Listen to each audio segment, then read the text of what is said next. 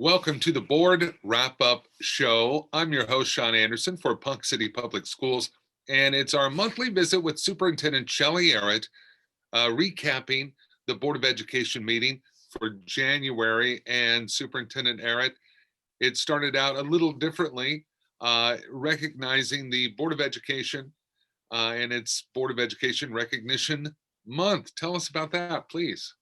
That's right. This was a time that we can recognize our board members. We always do it in January during National Board Recognition Month. And I will have to tell you, we not only recognize them and talk about their years of service, but our sites go all out. They come up with some kind of little gift, cards that the students have made. They had little toolboxes, hard hats, hammers with their name engraved on them, you name it, prepackaged treats, and our people really go all out for our board members because they really appreciated them. We also had a video from one school, and they recognized each of the board members and talked about what assets they bring to the table. So I'll just quickly recognize our board members. Robin Riley is our current president. He was appointed in 2012. Don Newsom has served on the board for 21 years, since 1999. So he's been with us a long time. He is wealth of experience, got a lot of knowledge and experience. Judy Troop was elected in 2004, and Judy was a former teacher with Ponca City Public Schools, so she brings that educator perspective. Nancy Zimmershed was elected in 2017, and she's got 2 children in the school now and has had one graduated, and all of our board members have had a child graduate, but a lot have grandkids in school now. And then, of course, unfortunately, this was our first board meeting without David Kincaid, longtime board member. So we recognized him posthumously and had a plaque setting up by his spot and put a Wildcat t-shirt on his chair. So here's what I can tell you. All of our board members graduated from Ponca City High School, Ponca City Public Schools, with the exception of one.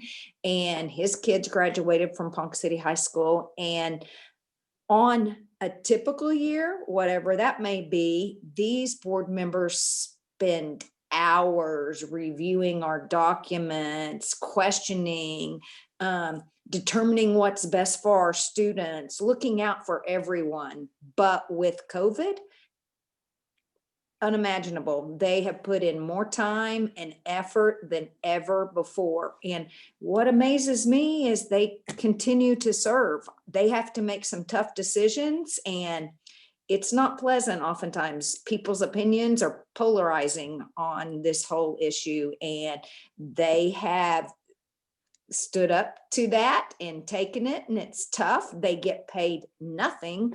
They either are elected or appointed, and they're volunteers, but they continue to serve. And I'm so proud of our board members, how we work together. So it was a great time to honor them. Fantastic.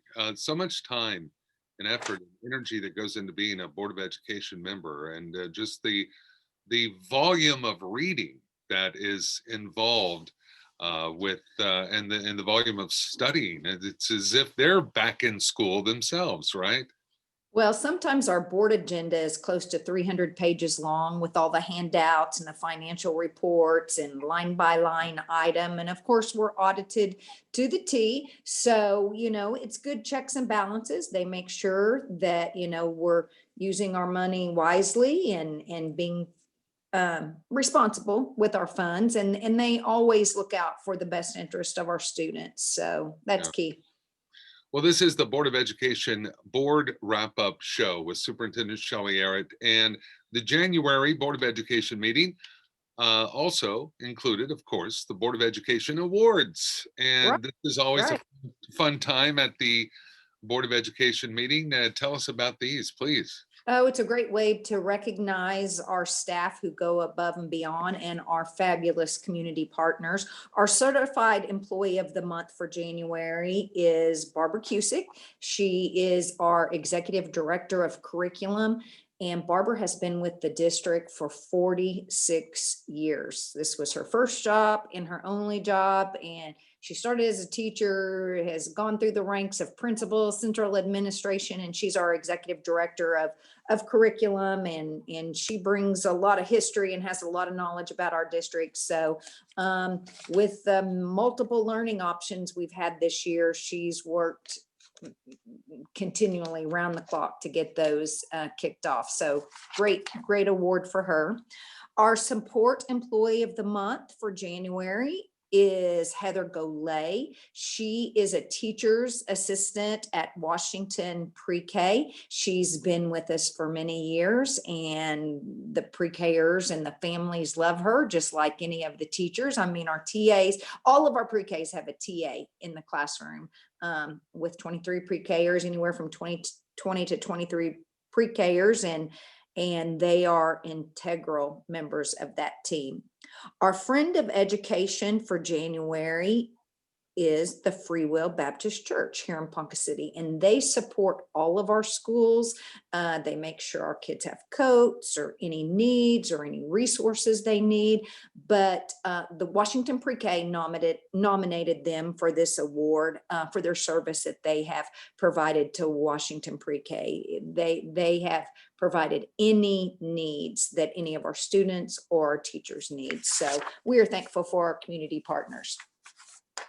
Very good. The superintendent's report, there were quite a few items on the list. Where do we begin? Well, we did our typical COVID update. And with the COVID update, I always talk about the county COVID alert system. Right.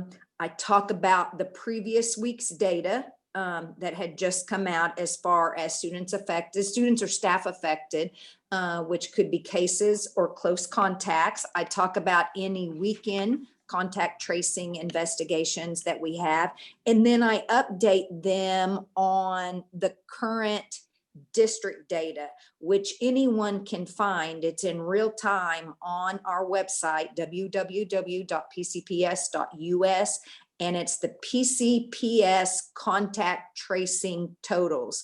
And you can see every site, whether it's staff or students, whether they're out in isolation, whether they are out in quarantine as a close contact, and it gives numbers and percentages. And it's real time every day, and it changes constantly. So I urge people, I know that some people and some of our staff members check that every single night just to see where we are in the district.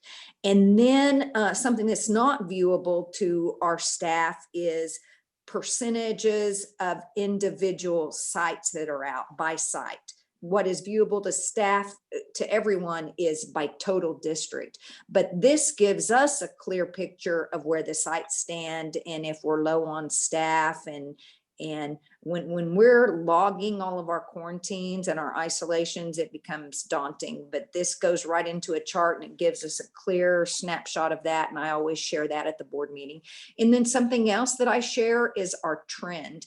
At the end of the week, we update our trends, our percentages district-wide, who are close contacts and positives, both staff and students. And you can kind of tell as we've increased or where our trends have gone down and come back up. And so that gives us a good picture too.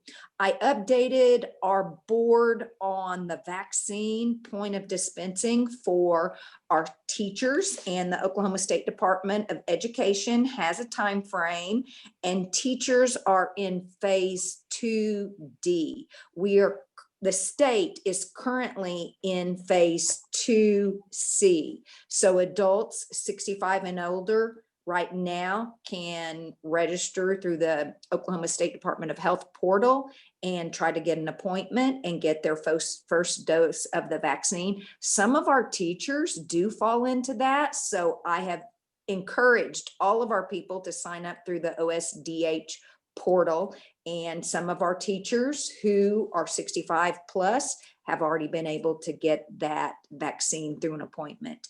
Then the next phase is going to be any adult with a comorbidity. So again, our teachers could fit in that phase as long as they're an adult and have one comorbidity, they can fit into that phase. And we're encouraging people to do that. And I stay in contact with our staff. When it comes to the educator pod, the point of dispensing, we don't exactly know how that's going to look. We are hopeful that the health department will come on site and we can bring our teachers in. And the plan is, I've surveyed all our teachers who's interested. I have a survey. They let me know if they were able to get the vaccine either through 65 plus or because of a comorbidity or through their doctor or through their spouse's employer or whatever. And we keep that up to date. So when our pod comes around, it has to be organized to a T, because I can't have all of my union teachers getting the vaccine, because then we won't have people to supervise at union. So I'm already planning when that comes. I don't know when it will be, but I'm going to be ready whenever that is. And we might not get a lot of notice. So updated our board on that. And I think we've got, I conducted a survey of all of our staff, and I think just about everyone has participated, because I certainly don't want anyone omitted when it comes to the vaccine, when it comes to the teacher pod or the educator pod. And I might say that educators include any school employee, our custodians, our bus drivers, teachers, support, you name it, central office staff, if you work for the school, even our subs, our contract subs, Right. are included in that. With such high positivity rates, we talked about how we've tightened our protocols. We've increased our accountability for wearing masks appropriately above the nose and below the mouth. And we typically don't have a problem with that. With our students, we have a system, it's part of our dress code, and it's not an option not to wear the mask appropriately.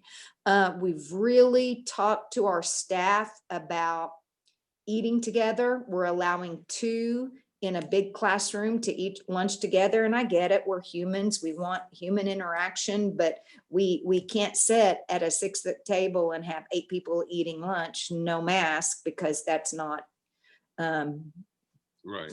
it's not following the guidelines, and it will cause us not to have staff. So we're allowing staff to have lunch together in a room on 2 people separate into the room. We're asking them to plan to get, a lot of times with your partner teacher, you plan together right there at a desk and you're less than 6 feet. So we're planning via Zoom or across the room or whatever.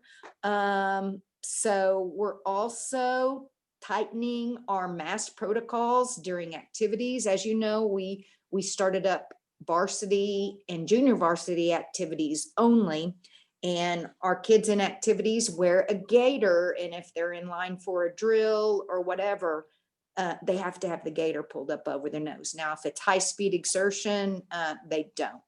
So they just pull the gaiter down. We have spectator guidelines. Right now we have our winter sports occurring at home. We are allowing 4 spectators per participant, and that's it. And if you've watched any of our live streams, you can see that Robson's pretty sparse. That would be for wrestling or basketball. And actually that's a governor's order.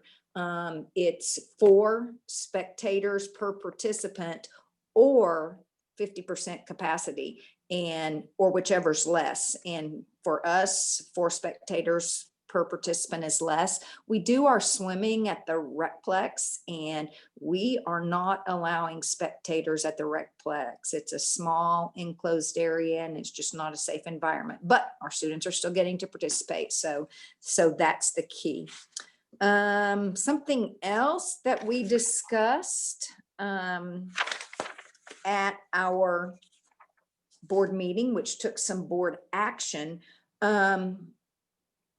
In December, we talked about our return. If we need to transition a building or a site to distance learning, we had originally said we would do that for 14 days because that was the quarantine guidelines. The CDC changed the quarantine guidelines to 10 days. So we are converting, if we transition to distance learning, the building will return after 10 days. So we made that modification.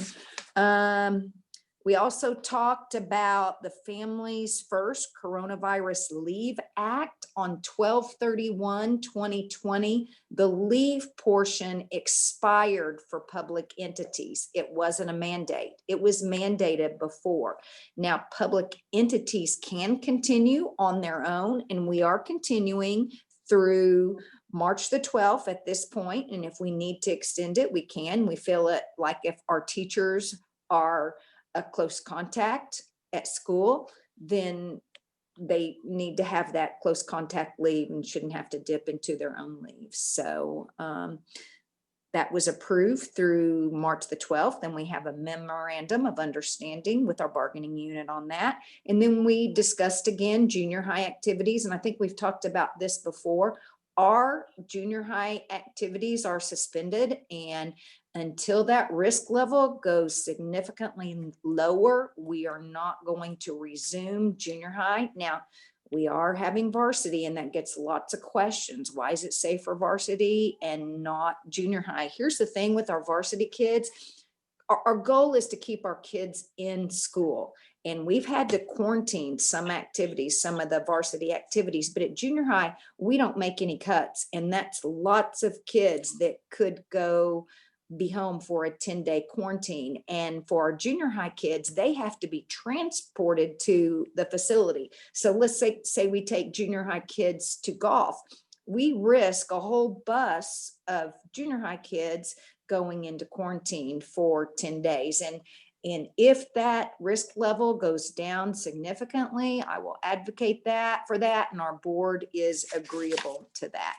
We also talked about appointing a new board member. As we talked earlier, we lost David Kincaid from Ward 4, and the board has 60 days of the vacancy, of the date of the vacancy, to either appoint an individual or call a special election.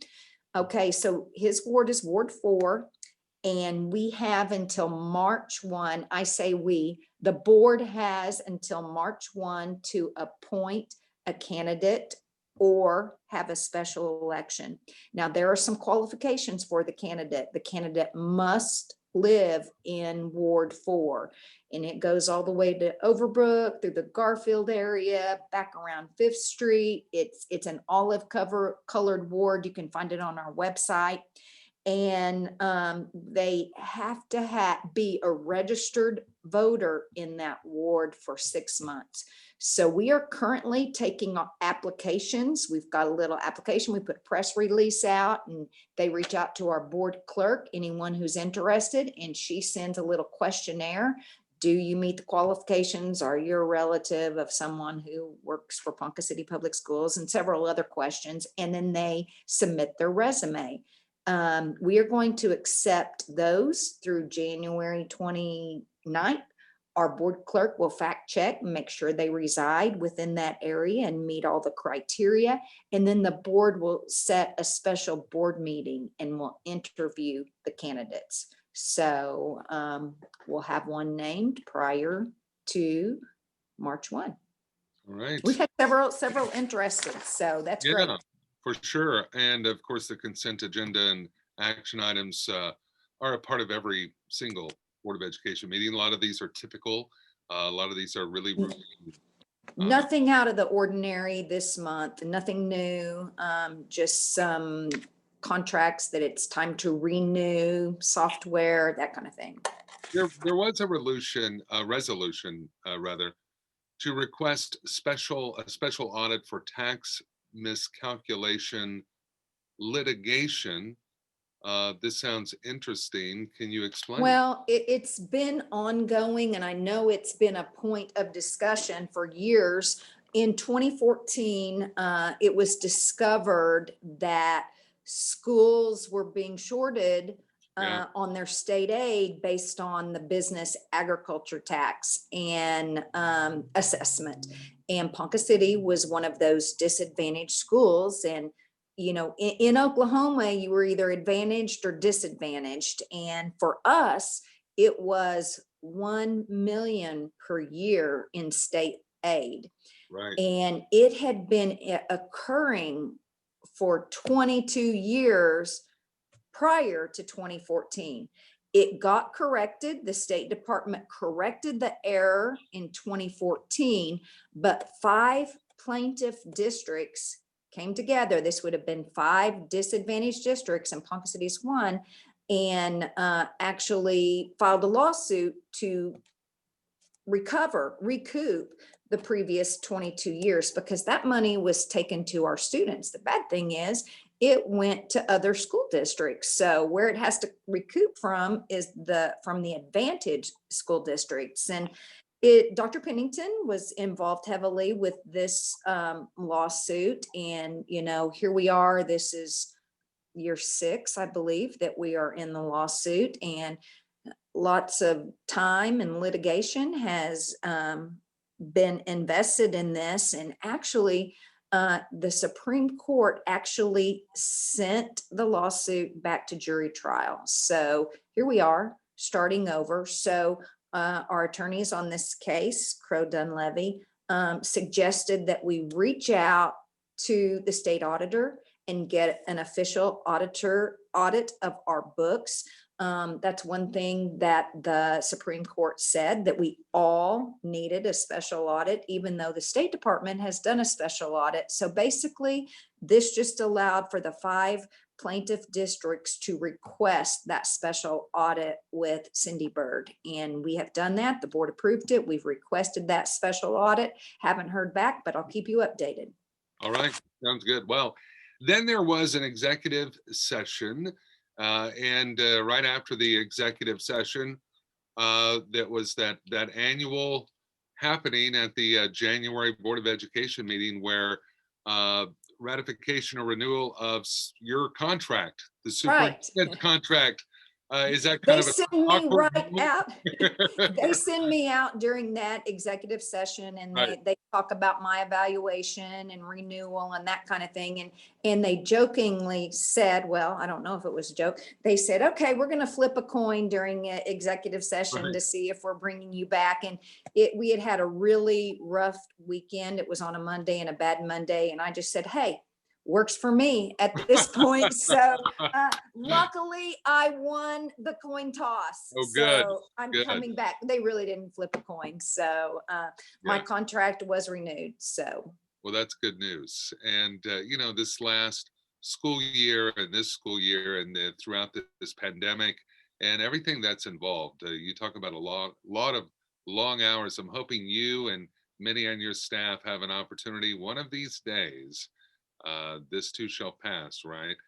That's right. One of these days, I certainly hope that you and the staff there at the Board of Education and the administration building get a chance to take some much needed time off. Well, if we can ever go anywhere, just resting. I tell you, it is daybreak to collapse in bed every single day and on the weekends. COVID doesn't honor weekends or holidays for that matter.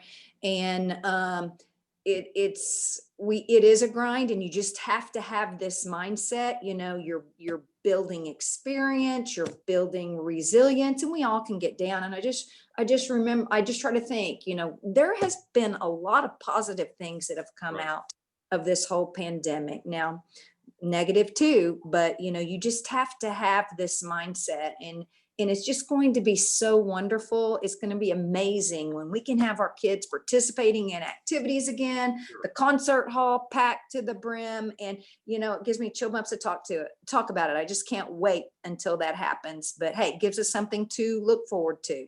Yeah, I was speaking recently with Principal Thomason over at Garfield Elementary, and we were talking about some of the positives that have come out of this entire experience. And one of the things that she mentioned was that students and parents alike are getting more familiar with technology, and they're working and working well with technology that perhaps they weren't previously familiar with working.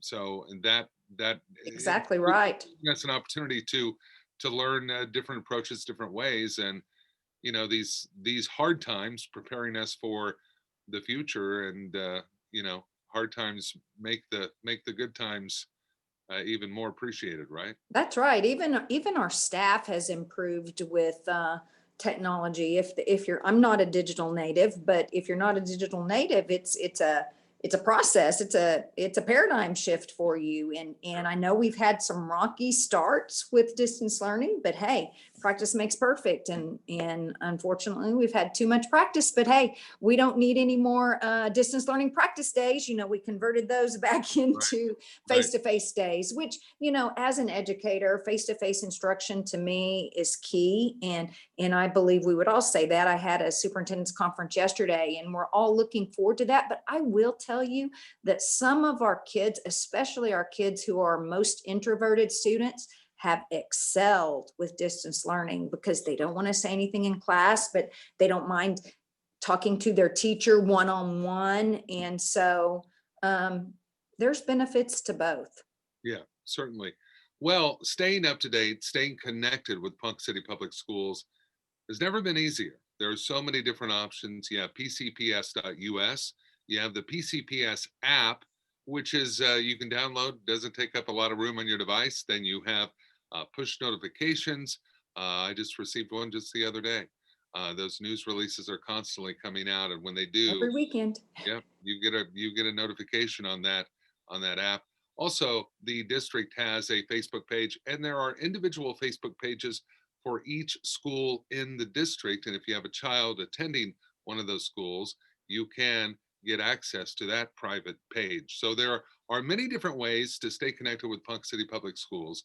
And as always, the board wrap-up show once a month, we go over and recap that month's Board of Education meeting with Superintendent Shelley Arrott. And we're going to wrap up this edition. Shelley, thank you for being with us.